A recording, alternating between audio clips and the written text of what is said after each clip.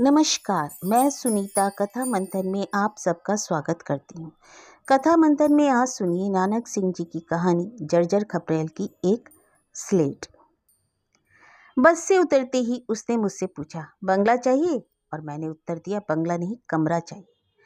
डलहौजी मेरे लिए कोई बेगाना शहर नहीं था। लगातार कई वर्षों से यहाँ आना होता था। इस जगह के तो चप्पे चप्पे से परिचित हूँ। आमतौर पर मैं पहुँचते ही किराए का मकान नहीं लेता। पहले एक दिन किसी दोस्त के यहाँ ठहर जाता हूँ और फिर सुविधा अनुसार कोई मनचाहा ठिकाना ढूंढ लेता हूँ। परंतु इस व्यक्ति की खुश मिजाजी ने और उसकी भद्रतापूर्ण बोलचाल ने मुझ पर जादू का असर किया। उसने अपना नाम बताया, मंगू। डलहौजी को यदि मैं स्त्री के रूप में कल्पना करूं तो कहना पड़ेगा कि इसको मैंने दोनों हालतों में देखा है, पहले नववधु के रूप में भी और फिर एक विधवा की तरह। सच पूछे तो डलहौजी का सौंदर्य और सुहाग अंग्रेजों के साथ ही चला गया। मुझे वह दिन भी याद है जब डलहौजी भी पर्वतों की चहल पहल अपने शिखर पर थी। सैलानियों की भीड़ का यह हाल होता था कि सदर बाजार से लेकर चारों तरफ कंधे से कंधा टकराता था। कोठियां और होटलों के कमरे ठसाठस भरे होते थे। इस पर्वत पर पहुंचकर जिसको रहने के लिए मनचाही जगह मिल जाए उसकी तो किस्मत ही जाग जाती थी। होटल वाले खूब जी भरकर सैलानियों को लूटते थे और एक छोटे से छोटे कमरे का किराया भी 5-7 रुपए रोज से कम नहीं होता था। काम वालों का दिमाग तो 7वें आसमान पर होता था। रद्दी से रद्दी कोठी किराया भी 1,500-2,000 से ज्यादा होता था, वह भी सारा पेश की। किंतु यह तो तब की बात थी जब डलहौजी साहब लोगों और मैम साहबों का समर हिल था। अब तो यह हाल है कि बड़ी बड़ी आलीशान कोठियां और के होटल में भी उल्लू बोलते हैं। किराया घटते घटते 8-10 रुपए तक पहुंच गए, फिर भी कोई ग्राहक नजर नहीं आता। मकान मालिकों की दुर्दशा भी कुछ कम नहीं थी। उनका तो टैक्स भी नहीं निकलता था। सन 47 से पूर्व तो मालिकों का हजारों रुपए सीजन के समय मिल जाते थे, किंतु अब तो कोठियां 15-20 रुपए मासिक किराए पर भी नहीं चलती थी। इतना सस्ता किराया होने पर भी किराएदार मुश्किल से ही मिलता था। और मैं जिस समय का जिक्र कर रहा हूँ वह शायद 1947 या 1950 का साल था। उस समय डलहौजी का केवल नाम ही शेष रह गया था। लगभग 90% मकान खाली पड़े थे। अंग्रेज चले गए थे। देश में विभाजन के फलस्वरूप लोग अभी तक उस विभाजन की से उबर नहीं पाए थे। इसलिए जो कुछ भी मन कहा, जितना भी किराया देना चाहो। मंगू ने बोला, बस एक ही उत्तर, तथास्तु। मंगू ने बताया कि वह अपने मालिकों की कोठियों की चौकीदारी के अतिरिक्त उनके लिए किराएदार भी ढूंढ देने का काम करता है। मंगू ने सामान उठवाकर मुझे मोती टिप्पे की एक कोठी के सामने ला खड़ा किया और कहा, यह बिल्कुल आपके मतलब की कोठी है, एकदम एकांत स्थान में। यहाँ से पर्वतों का नजारा भी दिखता है। वैसे स्थान तो मेरी पसंद का था, परंतु कोठी की हालत बहुत खस्ता थी। उसे जैसे कि वर्षों से उसकी मरम्मत नहीं की गई हो। पर्वतीय मकानों की उम्र वैसे भी बहुत कम होती है और यहाँ वर्षा और तूफान से अच्छे अच्छे मकान भी खस्ता हालत में आ जाते हैं। फिर यह है, पर कोठी का भीतरी भाग भी की दशा उतनी बुरी नहीं थी। पर प्रश्न यह था कि सारी कोठी लेकर मैं क्या करूंगा। मुझे तो केवल एक कमरे की जरूरत थी, पर मंगू था कि मेरी किसी भी बात को नहीं सुनता था। बोला, जी आप जितनी जगह चाहे ले लीजिए, बाकी कमरे रहने दीजिए और जितना किराया दिल चाहे दे दे।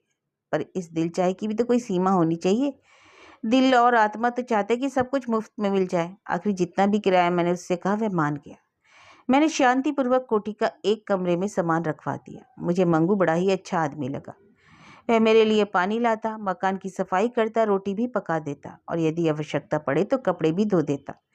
इतना ही नहीं, वह हर समय कोठी की मरम्मत भी करता रहता। अड़ोस पड़ोस की कोठियों से वह फूलों के पौधे भी ना जाने कहाँ से ले आता और सारा दिन उसे कोठी में लगाता रहता।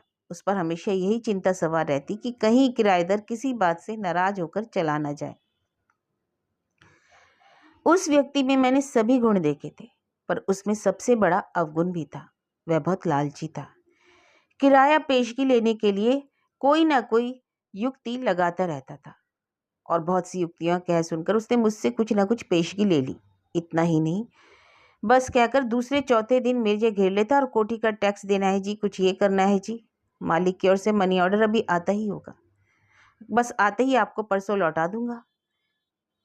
ऐसी बात नहीं थी कि वह कहकर मुझसे अगले से अगले महीने का किराया भी ले जाता, परंतु ना उसका कल आया ना परसों, ना उसने कभी कुछ लौटाया। कई बार तो वह मेरे से 1-2 रुपए की फरमाइश भी कर देता और मैंने कई बार संकल्प किया कि बस अब उसको एक पैसा नहीं दूंगा, चाहे रो रो कर मर जाए। किंतु ना जाने उसकी बोली और बर्ताव में कैसा आकर्षण था कि जब भी कुछ मांगता इनकार ना किया जाता।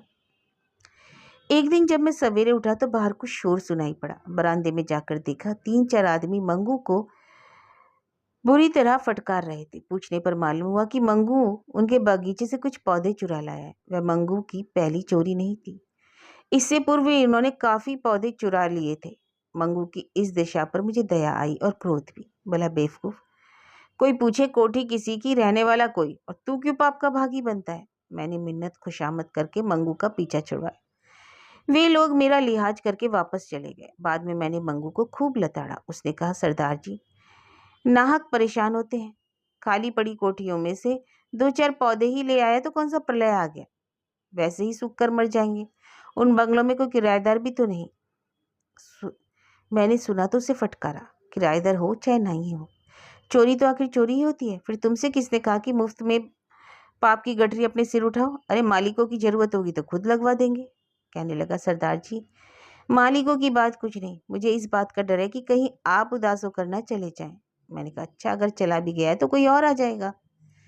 अरे यहाँ कौन आएगा, आधा सीजन बीत गया, आपने ही आकर दरवाजा खुलाया, नहीं तो सारा सीजन खाली पड़ा रहता। अरे जो इस बात की जितनी चिंता मालिकों को होनी चाहिए, तुझे नहीं। मंगू फिर कुछ नहीं बोला। मैंने भी उसे और फटकारना उचित नहीं समझा। सोचा नौकर वफादार हो तो ऐसा। एक रात अचानक इतने जोर की वर्षा हुई कि जल थल एक हो गए। आधी रात जब मेरी आंख खुली तो बिस्तर का काफी हिस्सा भीगा हुआ था। बत्ती जलाकर देखा तो छत कई जगह से चू रही थी। पास के स्टोर रूम में जाकर देखा, वहां भी काफी सामान भीग रहा था। बड़ा क्रोध आया उस मंगू के बच्चे पर, जिसने 420 करके यह निकम्मी जगह मेरे सिर मर दी थी। मंगू से भी अधिक क्रोध आया अपनी अक्ल पर। डलहौजी में जहां मकानों का आजकल कुत्ते भी नहीं पूछते, मरने के लिए मेरा यही स्थान रह गया था। दिल चाहता था कि मंगू का गला पकड़कर घोट दूं।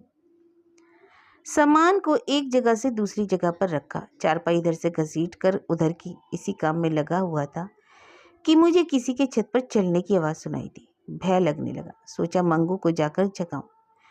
कोठी के ही पिछले कमरे में तो सोता है। टॉर्च लेकर उसके कमरे में पहुंचा। मंगू का बिस्तर खाली था। तो क्या मंगू छत पर चल रहा था? जैसे ही सामने की दीवार पर मेरी दृष्टि पड़ी, मैंने देखा मंगू को छत से उतरते हुए। उसके सिर पर पत्थर की 2-4 स्लेटें और हाथ में हथौड़ी थी। सर्दी से उसका शरीर कांप रहा था। आश्चर्यचकित रह गया। इतनी सख्त ठंड, बीच बीच में ओले की बौछार, और यह नंगे बदन छत पर चला गया। मेरा गुस्सा पानी हो गया। आते ही मेरे सामने दोषी की तरह खड़ा हो गया। सर्दी के मारे बुरी उसके मुंह से आवाज नहीं निकल रही थी। बोला, आपको बहुत कष्ट हुआ होगा ना सरदार जी, मुझे क्या पता था इस तूफान का। आजकल तो पानी बहुत कम बरसता है ना। मंगू पर बरसने के लिए मैंने मन में जितना कुछ इकट्ठा किया था, उसकी विनम्र बातों में सब कुछ बह गया। मैं केवल इतना ही कह सका, अरे पगले, तेरी यह स्लेटें कब तक टिकेंगी तेज बौछार के सामने। वह उसी प्रकार गिड़गिड़ाया, आज की रात किसी प्रकार निकल जाए, मैं कल किसी कारीगर को लाकर सब स्लेटों को पक्की तरह लगवा दूंगा। भीतर जाकर देखा, मंगू का थोड़ा बहुत परिश्रम सफल हो गया था। अब छत उतनी नहीं चू रही थी। दूसरे दिन फिर आदम का, सरदार जी बस बहुत शर्म आती है मांगते हुए। मालिकों का मनी ऑर्डर अभी तक नहीं आया। 5 रुपए देने की कृपा करें तो कोई कारीगर बुलाना हो। उसकी इस तरह की मांग से हृदय बहुत क्षुब्ध हुआ। एक बार तो सोचा मना कर दूं, उसके कान की खिड़कियां खोल दूं। क्या मेरे पास कोई धन थैले में जमा है, जब चाह मांगा तो मैं दे दूं। परंतु जब उसकी आंखों में याचना के गहरे भाव देखे तो कुछ कह न सका। मैंने 5 रुपए निकालकर उसे पकड़ा दी और फिर मैं मंगू का सुबह से शाम तक इंतजार करता रहा। ना कोई कारीगर आया, ना मजदूर। और एक दिन मंगू के इस मालिक प्रस्ती का भेद भी खुल गया। दोपहर को बरामदे में बैठा हुआ कुछ लिख रहा था। तभी म्यूनिसिपालिटी का एक चपरासी आकर पूछने लगा, सरदार जी मंगत राम कहाँ है। मैंने पूछा, कौन मंगत राम जी? इस कोठी का मालिक, उसका नाम नोटिस है प्रॉपर्टी टैक्स का। मैंने उत्तर दिया, पर यहाँ तो कोई नहीं रहता कोठी का मालिक? हाँ, चौकीदार मंगू जरूर रहता है, वो इधर कहीं गया होगा, इधर उधर। चपरासी हंस पड़ा। तो आप नहीं जानते सरदार जी, वही मंगू तो है कोठी का मालिक। यह नोटिस ले लीजिए, उसे दे दीजिएगा। मुझे चपरासी की बात पर विश्वास न आता था। उस नोटिस का यह वाक्य ना पढ़ता तो लाला मंगतराम, लैंडलॉर्ड डलहौजी। मैंने चपरासी से कहा, अरे भाई वह तो बड़ा कंजूस है। मैं और कुछ कहता कि चपरासी बोला, कंजूस नहीं है साहब, बदनसीब है। इस कोठी के सिर पर मंगत राम का कुनबा कभी ऐश किया करता था, अब तो इसकी मरम्मत और टैक्स का खर्च भी नहीं निकलता। चपरासी ने ठंडी सांस भरी।